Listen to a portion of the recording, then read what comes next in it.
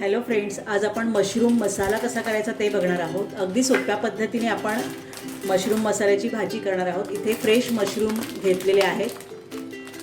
हे आता आपण स्वच्छ पाण्यात धुवून काढायचे आणि धुवून याचे बारीक पीसेस करायचे आहेत। आपल्याला हा असा काळा भाग पण आपल्याला काढून टाकायचा। तर हे 2-3 वेळा पाण्यातून स्वच्छ केल्यानंतर आपल्याला याचे बारीक पीसेस करायचे आहेत। तर मशरूम स्वच्छ धुवून मी इथे कट केलेले आहेत। ही सगळी अशी घाण निघते ती आपण स्वच्छ करून टाकून द्यायची आहे। आता एक पॅन मी गरम करत ठेवला आहे, त्यात आपण 2 चमचे तेल घालूया।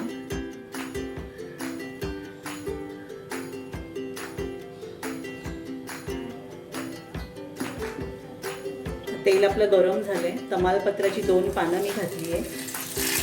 एक अर्धा चमचा जिरे, पाव चमचा हळद, एक मिरची मी इथे घेतली ती घालूया आपण।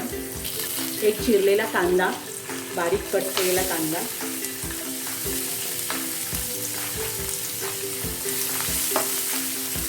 आणि फ्राय करू आपण।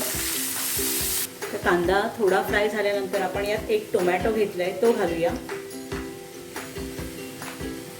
आणि आलं लसणाची पेस्ट 1 चमचा।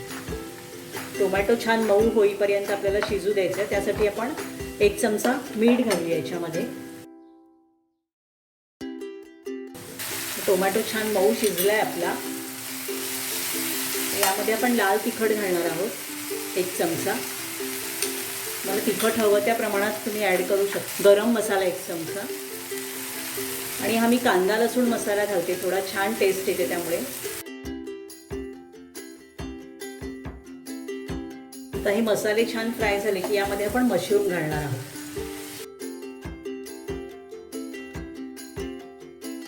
हे मशरूम घातल्यानंतर 1-2 मिनिटं आपण छान फ्राय करणार आहोत मीडियम गॅसवर। आता सुगंध खूप छान यायला लागलाय। मशरूम घातल्यानंतर पाणी थोडंसं सुटतं भाजीला, पण आपण अगदी 1 वाटीभर पाणी ॲड करणार आहोत मशरूम छान शिजण्यासाठी।